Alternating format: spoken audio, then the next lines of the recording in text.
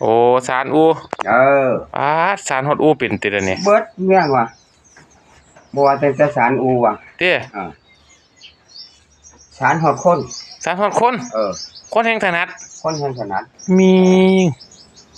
ใส่สารจังไดเฮ็ดให้พี่น้องมึงดูเด้อจะเฮ็ดไปจังซี่แต่บ่ต้องหาสายป่านใส่หยังดอกจะเฮ็ดจังไดเฮ็ดซ่าๆเฮ็ดซ่าอ้าว ๆถ้าเข้าไปวืบ ก็มือเฮานี่ตัวจับ วื มัน บ ขึ้นมาป่านบ่ต้องไปใส่มันดอกดึง วื มา บ เฮาก็เอามือมา เอาซ้ำๆกันเด้ดึงซ้ำกันจังซี่ล่ะเฮาก็จับไว้เออเฮาก็สอดเอาไปทางนี้ทางนี้ดึงมาดึงมาฮึบแน่นคือเก่าแล้ว โอ้ ตัวที่แรกก็ ตัวแรกเฮ็ดจังซี่เฮ็ดคือจังแหนี่บ่เออ โอ้ผู้สานแหบ่เป็นก็สิ ว่าผู้ชาย บ่เข้าใจดอกว่า บ่ฮู้จักแล้วมึนตึ๊บเพราะมันเมาเหล้าไปแล้ว ชึบ อ่า โอ้เฮ็ดดีนะโอ้บ่อยู่บ่เซาจักเที่ยติเดี๋ยวนี้ ไม่อยู่จังเศร้าจังได๋เดี๋ยวนี้นี่ตัวแนวพิเศษเนาะ โอ้รายได้พิเศษ เออนอกจากเฮ็ดคลิปแล้วก็ไปว่านแห กะวานแหหาปลามากินตัว อ๋อชีวิตนี่จ้องตัดตาติเดี๋ยวนี้ แม่น โอ้ เอาเบิดเอาทุกอย่าง จ้องตาแหแล้วมาจ้องตาอู้ติบ่นี่ คันตาบ่ดีก็ไปบ่ได้แล้วเฮาใส่แว่นตาตัว โอ้อันนี้ก็สิมาต่อกัน ต่อกันตัวถามฉันเนาะ ว่ามันสั่น เออ เอาเศษจากเศษผ้าหน่อยเนาะ เสร็จจากเศษปลา โอ้ ตัดเสร็จที่นอน อืม อ่า มาต่อกัน มาต่อกัน ชึบ ต่อกันดีๆปั๊บแล้วก็ดึง ดึงแน่น ให้มันแน่น ๆจับ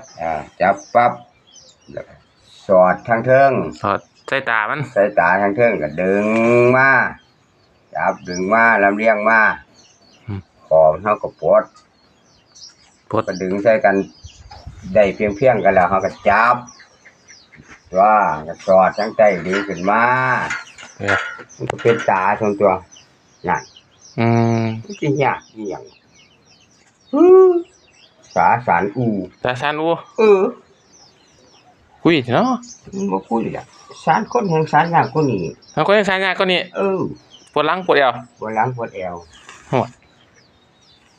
นั่น อืม มันก็สบายทุกตัว บ่ายแล้วโอ้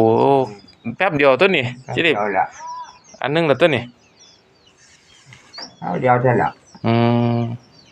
เฮ็ดมื้อหนึงก็ได้เป็น10พุ่นล่ะ โอ้มื้อนึงได้เป็น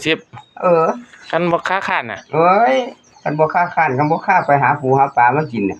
อืม เฮ้ยล่ะเริ่มแรกเฮาก็เฮ็ดหูไว้ก่อน เฮ็ดหัวก่อน เขาเอิ้นหูอู หู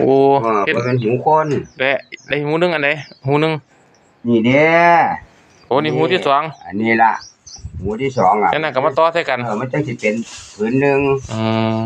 คันเฮาเฮ็ดตัวนี้แล้วมันบ่โดน ก็โดน บ่โดน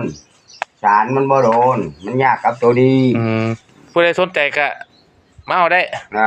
มาเอาได้ อืม ราคาบ่แพงดอกแต่ว่าไม่มีรถส่งดอกมาซื้อเอา บ่ได้ทวงอยากได้มาเอา อยากได้มาเอา เออได้เลย ได้เลย ผู้ใดอยากได้มาเอาเด้อครับพ่อใหญ่กำนัน แต่เด็กกับของมันขึ้นราคาแล้วเด้อพี่น้อง เท่าไหร่อะ เป็น70 บาท โอ้70เออบ่แพงดอก โอ้น้ำมันแพงแล้ว น้ำมันมันแพง โอ้น้ำมันแพง แต่ผ้านะครับไปซื้อมาก็ปะทูเม็ดหนึงโอ้แม่นราคาสิขึ้น โอ้เริ่มสิขึ้นราคาทุกอย่างแล้ว เริ่มสิขึ้นราคาทุกอย่างแล้ว น้ำมันแพง น้ำมันแพงเด้ ปลาสนเถาะ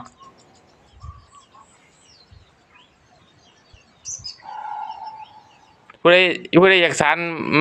มาได้เห็นบ่ มาได้ สิฮัดให้ สิหา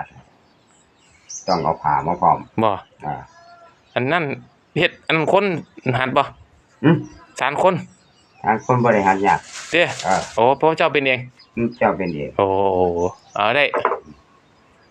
โอเคเนาะ แม่น